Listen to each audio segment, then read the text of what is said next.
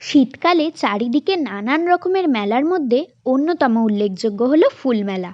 গতকাল আমরাও আমাদের শহর বোলপুরে আয়োজিত ফুল মেলা দেখতে গেছিলাম, যেটা আয়োজন করা হয়েছিল শান্তিনিকেতন রোড স্টেডিয়াম মাঠে। আর ঢোকার সাথে সাথেই ছিল প্রচুর প্রচুর বাগানবিলাস, গোলাপ আর ডালিয়ার কালেকশন। প্রচুর ডালিয়া ছিল, অনেক অনেক রঙের।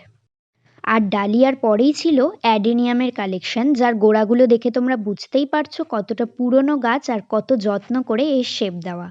অল্প বিস্তর সবজিও কিন্তু ছিল, বেগুন, নানান রকম কপি, লেটুস, আর এই সুন্দর সুন্দর দেখতে ক্যাপসিকাম আর জুকিনি। তোমরা কারা কারা জুকিনি ভেজিটেবলটার সাথে পরিচিত কমেন্ট করে জানিও।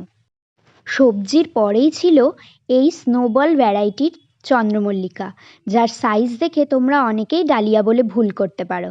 আর তারপরে ছিল অনেক রকমের গাঁদা, মাছি গাঁদা আর পমপম ভ্যারাইটির প্রচুর প্রচুর চন্দ্রমল্লিকা।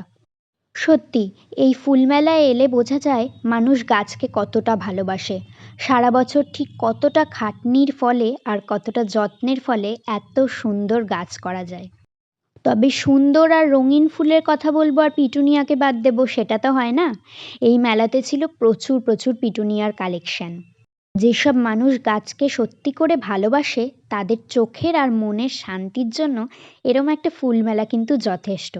আর এরপরে ছিল প্রচুর রেড পয়েন্টসেটিয়ার কালেকশন। গতকালের আগে এই গাছের প্রতি আমার খুব একটা আকর্ষণ না থাকলেও গতকালের সৌন্দর্য দেখার পর আমার মনে হচ্ছে আমার বাড়িতেও একটা এই গাছ অবশ্যই দরকার। ফুল মেলায় এসে আমরা শুধু গাছগুলোকে সুন্দর বলি, গাছের সাথে ছবি তুলি আর চলে যাই। কিন্তু সত্যি করে একটা চারা গাছ থেকে ফুল ফোটাতে যে কতটা কষ্ট সেটা একটা বাগানই জানে। আর সব শেষে ছিল বনসাই। কিন্তু একটা সত্যি কথা বলছি, আমি বনসাইকে সেভাবে প্রমোট করি না। আমার কেন জানি না মনে হয় গাছকে ন্যাচারালি বাড়তে না দিয়ে এটা তাদেরকে কষ্ট দেওয়া হয়। তবে এটাও সত্যি সবার চিন্তাধারা এক নয়।